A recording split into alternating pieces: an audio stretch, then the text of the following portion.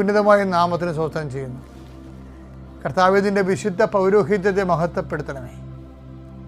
കർത്താവെ, സഭയിലുള്ള സാന്നിധ്യം ദൃഢമാക്കണം. 39 വർഷം ഞാൻ അർപ്പിച്ച കൃപാന്റെ യോഗ്യതയാൽ കൃപാസ്ഥാനത്താറെ ജീവനോടെ പ്രത്യക്ഷപ്പെട്ട പരിശുദ്ധ അമ്മയുടെ മാധ്യസ്ഥത്തിലെ ഇന്നത്തെ യാത്രകളെ ആശീർവദിക്കുന്നു.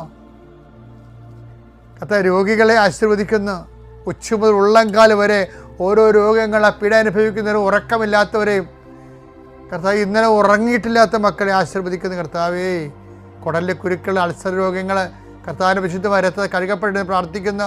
ഹൃദയത്തിൻ്റെ ബ്ലോക്കുകൾ ഓപ്പറേഷൻ നിശ്ചയിച്ചിരിക്കുന്നവരെ സ്കാനിങ് റിപ്പോർട്ടിന് വേണ്ടി സ്കാൻ ചെയ്യാൻ പറഞ്ഞിരിക്കുന്നവർ, എക്സ്റേ എടുക്കാൻ പറഞ്ഞിരിക്കുന്നവർ, അവരെല്ലാം സങ്കടപ്പെടുന്നവർ എല്ലാ മക്കളെയും അങ്ങേക്ക് ഞാൻ ഏൽപ്പിച്ച് പ്രാർത്ഥിക്കുന്ന കർത്താവേ. വിവാഹം ഒത്തുവരാത്തവർ കർത്താവെ, ഇതുവരെക്കും അഡ്മിഷൻ കിട്ടാത്തവരെ, ഇതുവരെക്കും അഡ്മിഷന് ആവശ്യമായ പണം കിട്ടാത്തവരെ, ഓരോരോ വിഷയങ്ങളിൽ വല്ലാത്ത വേദന അനുഭവിക്കുന്നവരെ കർത്താവിൻ്റെ തിരുസന്നിധിയെ സംബന്ധിച്ച് പ്രാർത്ഥിക്കുന്നു. കൂടെ ആ അപേക്ഷ സംഭവിക്കുകയും വർഷങ്ങളായിട്ട് മക്കളില്ലാതിരിക്കുകയും ചെയ്യുന്നവരെ, ഞങ്ങൾക്ക് ഈ ജന്മത്തിൽ മക്കൾ ഉണ്ടാകുമോ ഇല്ലയോ എന്ന് ഓർത്തിട്ട് വേദനപ്പെടുകയും ഇനി എന്തിനാണ് ജീവിച്ചിട്ടെന്ന് വിചാരിച്ചതിന് ഈ മക്കളില്ല എന്നുള്ള വിചാരത്തിൽ ജീവിതം മൊത്തം പോയെന്ന് പറഞ്ഞാൽ മൗഢ്യമായിരിക്കുന്ന വിഡ്ഢികളുടെ സഹോദരിയിരിക്കുന്നവരെ കർത്താവെ, അവരെ ഞങ്ങൾ സ്പർശിക്കണം പ്രാർത്ഥിക്കുന്നു.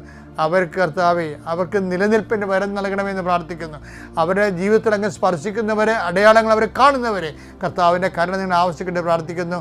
ജീവിത വൃത്തിക്ക് വേണ്ടി വിഷമിക്കുന്നവരെ കർത്താവെ, അവരുടെ സാമ്പത്തിക കടങ്ങൾ പരിഹരിക്കുന്നതിന് വേണ്ടി കണ്ണീരോടെ അലയുന്നവരെ, ഓരോരോ വാതിലും മുട്ടുന്നവരെ, എന്നിട്ടും തുറക്കാതെ അവന് കണ്ണീരോടെ പിന്തിരിയുന്നവരുടെ മേൽ കർത്താവിൻ്റെ കാരുണ്യം ചൊരിയട്ടെ. പരിശുദ്ധ അമ്മ അവിടെ കരഗ്രഹിക്കട്ടെ.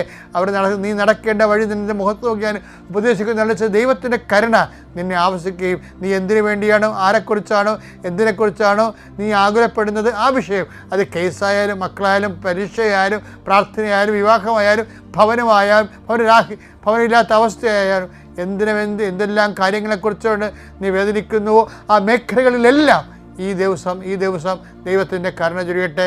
എൻ്റെ കൃപ ഞാൻ അർപ്പിക്കുന്ന കൃപാന്റെ ശക്തിയാൽ നീ ഈശോയുടെ സാന്ത്വനം അനുഭവിക്കട്ടെ. നിത്യം പിതാവും പുത്രനും പരിശുദ്ധാനുമായ സർവ്വേശ്വരനെ നയിക്കുവാമേ.